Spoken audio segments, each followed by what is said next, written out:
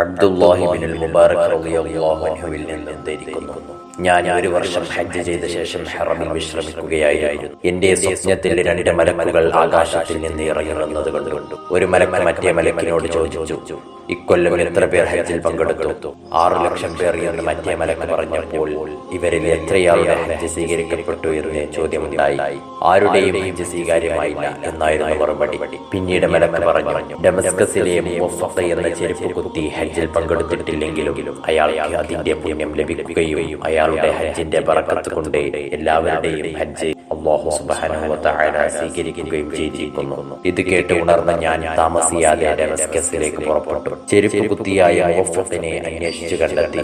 ഞാൻ കണ്ട സ്വപ്നം അയാൾക്ക് വിവരിച്ചു കൊടുത്തു. ഞാൻ ചോദിച്ചു, ഈ ഉന്നതമായ പദവി താങ്കൾക്ക് എങ്ങനെയാണ് ലഭിച്ചത്? അപ്പോൾ അദ്ദേഹം പറഞ്ഞു, ഹജ്ജ് യാത്രക്ക് ആഗ്രഹം തുടങ്ങിയിട്ട് കാലം ഏറെയായെങ്കിലും സാമ്പത്തിക ഞെരുക്കം കാരണം ആ സ്വപ്നം പൂവണിയില്ല. വളരെ സാഹസപ്പെട്ട് ചെരുപ്പ് തുന്നി 300 ദിർഹം സമ്പാദിച്ച് ഞാൻ കൊല്ലം ഹജ്ജിന് ഒരുങ്ങിയതാണ്.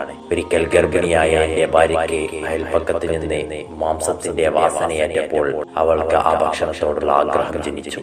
ആ ഭക്ഷണം അല്പം വാങ്ങാനായി ഞാൻ അയൽവാസിയുടെ വീട്ടിലേക്ക് പുറപ്പെട്ടു. അവിടെ നിന്ന് ഒരു സ്ത്രീ പുറത്തേക്ക് വന്നപ്പോൾ അവരോട് എന്റെ ഭാര്യയുടെ ആഗ്രഹം പറഞ്ഞു. അപ്പോൾ ആ സ്ത്രീ പറഞ്ഞു, എന്റെ അവസ്ഥ വളരെ പരിതാപകരമാണ്. എന്റെ അനാഥ മക്കൾ ഭക്ഷണം കഴിച്ചിട്ട് 3 ദിവസമായി. അവരുടെ വിശപ്പിന് പരിഹാരം തേടി അലഞ്ഞപ്പോൾ ഒരു ചത്ത കഴുതയുടെ ശവമാണ് ഞാൻ കണ്ടത്. ഞങ്ങൾക്ക് ശവം അനുവദനീയവും നിങ്ങൾക്ക് ഹറാമുമാണ്. അതിന്റെ ഒരു കഷ്ണം മുറിച്ചെടുത്ത് എന്റെ അനാഥകളായ മക്കൾക്ക് ഞാൻ പാകം ചെയ്യുകയായിരുന്നു. അതിന്റെ വാസനയായിരിക്കും താങ്കളുടെ ഭാര്യയ്ക്ക് കിട്ടിയത്.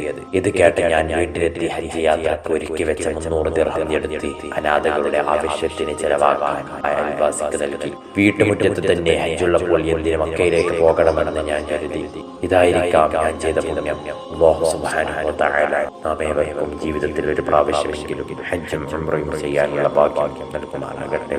ആമീൻ.